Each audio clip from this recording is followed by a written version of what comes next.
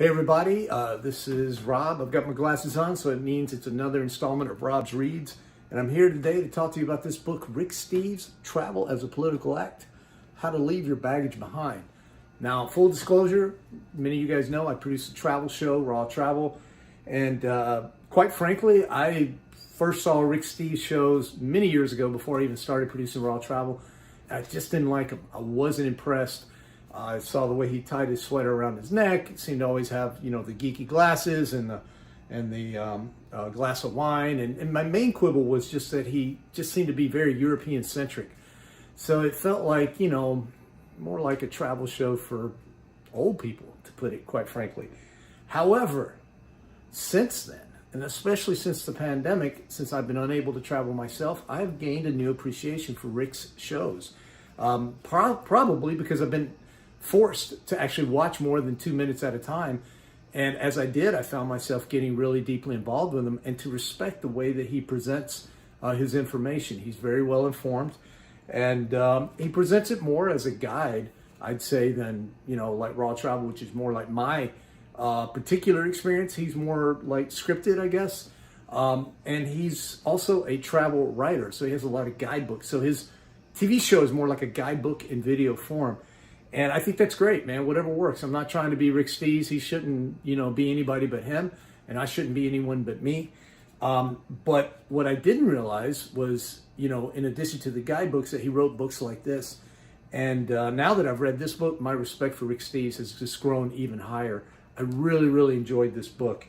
It is written somewhat in a guidebook format. So it has little short vignettes that you can read, little short stories. And if you're not a big reader and you just read a couple of 3 pages at a time, that's cool. This book has got you. It's broken up into really short sections. So if you just read it before you go to bed, I think it's one of those kind of books that you don't have to have. It's not an engrossing read where you're like, oh my God, I want to stop in the middle of this story.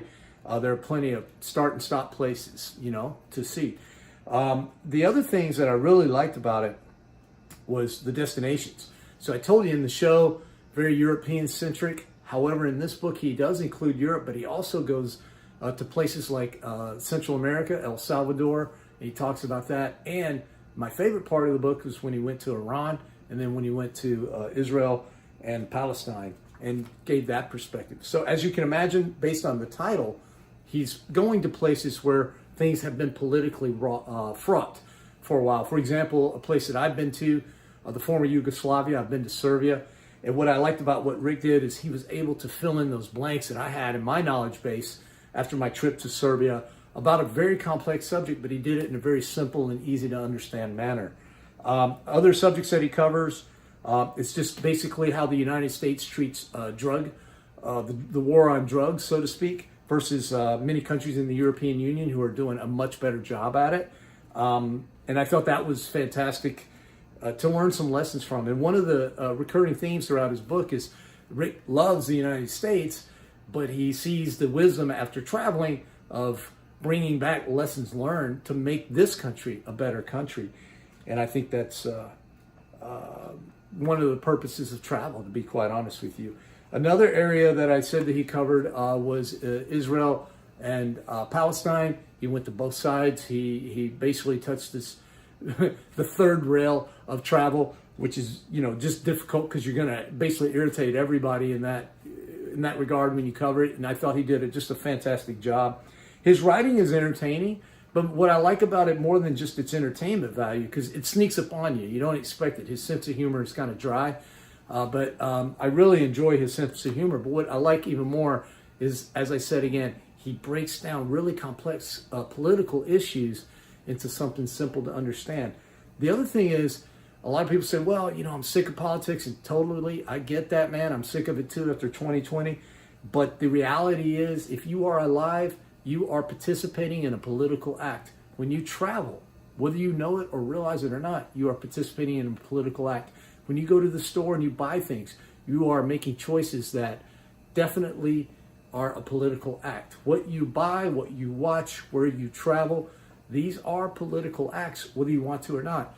And whether you want to admit it or not, being alive is a political act. You are making choices that impact other people. Thus, it is a political act. And it's impossible to be 100% apolitical, which I always thought I was, but I'm not. I'm not. So that's good to know. It's okay to be political, because being political is being alive.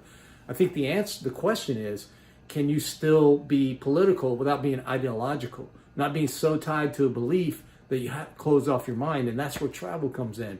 It forces you to relook at things from a different angle, from a different perspective. And that is what opens your mind and your heart and allows knowledge to seep in. No matter how much you travel, you will never know everything there is to know about the world. It's impossible. It's a fascinating, complex, magical world. No one is ever going to have all that knowledge. However, together, we have a collective consciousness. And that's what I think is great about travel, is you realize that collective consciousness as you get out there and you meet people and you talk to people. Rick has a lot of stories in here that you can relate to if you're a traveler. If you're unable to travel, it's great escapism. I highly recommend Rick Steves' Travel as a Political Act.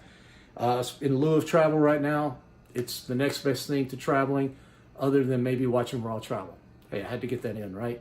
All right, guys, I recommend this book. I hope you get it. And yeah, man, what can I say about Rick Steves? I love him. He's a good guy.